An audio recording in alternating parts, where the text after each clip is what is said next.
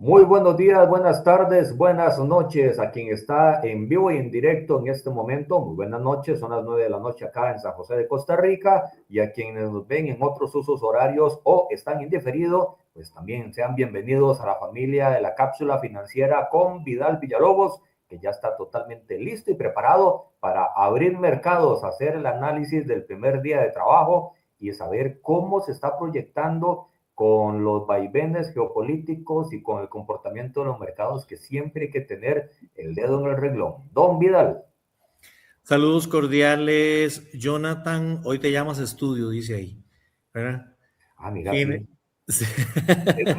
Es para llamar la atención. Muy bien, uno que se fija en los detalles. Ah, no, pero Muchísimas gracias, un abrazo, por supuesto, y para todas las personas que siempre nos sintonizan, un agradecimiento enorme.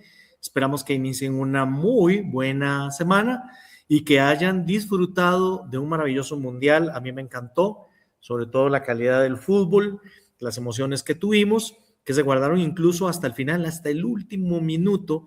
Y yo creo que si usted no le iba a España, no nos podemos quejar. Al final todos resultamos ganadores. Aunque en el mapa deportivo, cuando lo presentaban para la final, era todo vestido de España y Argentina abajo solita. Nada más, así es. Don Vidal, ¿cómo estamos a nivel internacional? ¿Cómo se ha estado comportando todo? ¿Y qué está pasando en Medio Oriente con impacto financiero?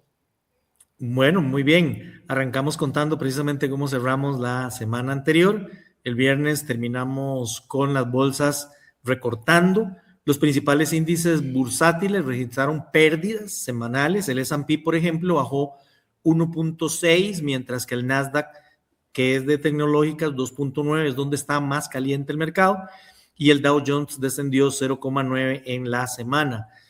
Tuvimos varias cosas interesantes en la semana: la escalada entre Estados Unidos e Irán, que Apple recuperó el primer lugar como la empresa más valiosa, superando otra vez a Nvidia, con la rotación que hemos dicho se está dando en las inversiones. La pregunta sigue en el aire: si estas valoraciones en inteligencia artificial están descontando ya el peor de los escenarios. Pero en las últimas horas de la semana anterior también tuvimos una nota donde una empresa china, Moonshot, de inteligencia artificial, lanzó una cosa que se llama Kimi K3. Y nada más hacemos una referencia. Este es un modelo de inteligencia artificial que fue lanzado el 17 de julio y empezó a hacer escándalo. La gente empezó a comparar el momento con el momento en el que se lanzó DeepSeek, y por supuesto, si es un motor de inteligencia artificial, va a competir con OpenAI y con Anthropic. Este es un nuevo modelo, dice que es de peso abierto, open weight. Sus principales características son que tiene 2.8 trillones de parámetros, por eso lo convierte en un peso abierto. Tiene también una arquitectura, de acuerdo con los especialistas, que es una mezcla de expertos, y tiene una ventana de contenido de 1 millón de tokens. Ayuda en razonamiento, programación, análisis documental, tareas de investigación y ejecuciones de agentes de inteligencia artificial. La empresa dice que va a salir con herramientas muy parecidas a las que la competencia tiene, pero mucho más barato. Entonces, si es así, efectivamente puede mover los mercados. Volatilidad en tecnología, que al final no deja de ser una buena noticia, porque no ponemos todos los huevos en la misma canasta, sino que diversificamos, y todo parece indicar, por las actitudes que toma el mercado, que estamos madurando. O sea, no nos vamos a la primera, sino que lo estamos analizando. El petróleo... Una pregunta antes de pasar al petróleo. La filosofía de esta empresa es: pongo el precio más bajo para abarcar más y superar a los competidores. ¿Podría ser esa la lógica? Así es, así es. Y es que cautivamente ya tiene un mercado enorme, que es el mercado de China. Así que cualquier cosa que le agregue el mercado global es ganancia. Bueno, vamos a ver cómo se mueve. ¿Cómo está el Vamos petróleo? a ver, ¿no? Vamos a ver. Sí, el petróleo siguió subiendo, y particularmente hoy, también con las últimas declaraciones de Trump, siguió subiendo. Irán atacó un carguero, Estados Unidos empezó también un ataque enorme contra Irán, Irán respondió y bueno, la cosa se ha complicado y el precio del petróleo ha seguido incrementándose. De hecho, las bolsas hoy están resintiendo el impacto del precio en el precio del petróleo y también estaban esperando los resultados empresariales de la semana que no han salido mal, pero la gente está como quisquillosa. ¿Por qué dio un salto importante hoy el precio del petróleo? Bueno, pues que resulta que el fin de semana Irán hizo un ataque y dio muerte a 3 militares estadounidenses y Donald Trump en la red social que él utiliza, Truth Social, dijo que Teherán va a pagar. Entonces eso hace que los precios del petróleo se resientan y que esto arrastre a los principales indicadores bursátiles que hoy estuvieron a la baja. Sin embargo, para el resto de la semana, con la carga informativa que vamos a tener, en realidad se está esperando por parte de los entendidos una tranquila semana de verano. Vamos a ver qué podemos tener ahí. Yo quería contarles también, Jonathan y amigos, que habíamos hablado en otras oportunidades de la importancia que toma Guyana en el concierto de países productores. Así es. Porque un país pequeñito tiene buenas reservas.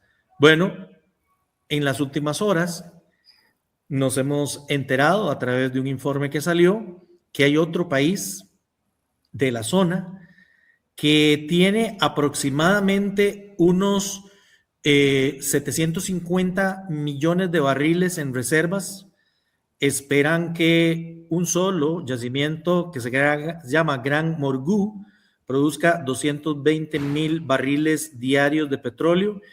Eso le puede generar al gobierno un ingreso de captación del 6,25 y un impuesto de renta de 36%, lo que podría poner en manos de este país unos 26,000 millones de dólares mientras el pozo es explotado.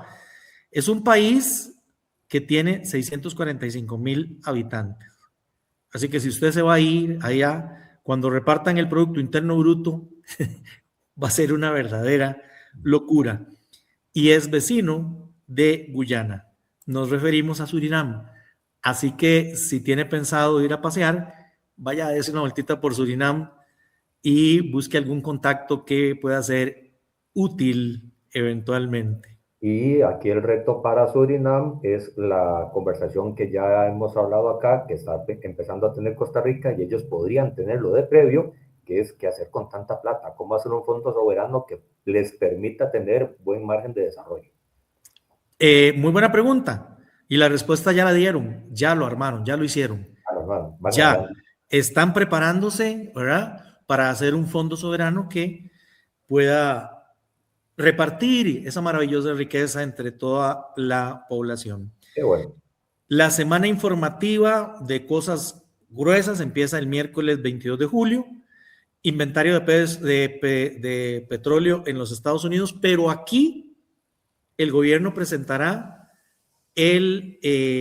no voy a hablar de plan fiscal ni de reforma fiscal porque si no empezamos a pensar en impuestos, sino que hablemos de una propuesta fiscal. No hablan de nuevos impuestos, no hablan de tocar las zonas francas, hablan de luchar contra la evasión, contra el contrabando, contra la elusión. Esperaremos a ver qué trae eso. Seguramente, sin duda, los días siguientes estaremos conversando abundantemente acerca de ese tema. Nuevas peticiones de subsidio, perdón. De hecho, te iba a comentar, obviamente vas a tener el dato más actualizado, pero el último dato que yo vi hace unos años de proyección del Banco Mundial sobre elusión en Costa Rica ya rondaba los 8 puntos del PIB en aquel momento. Y es demasiada plata que hay que empezar a recoger también acá en el país. Así es, así es, así es.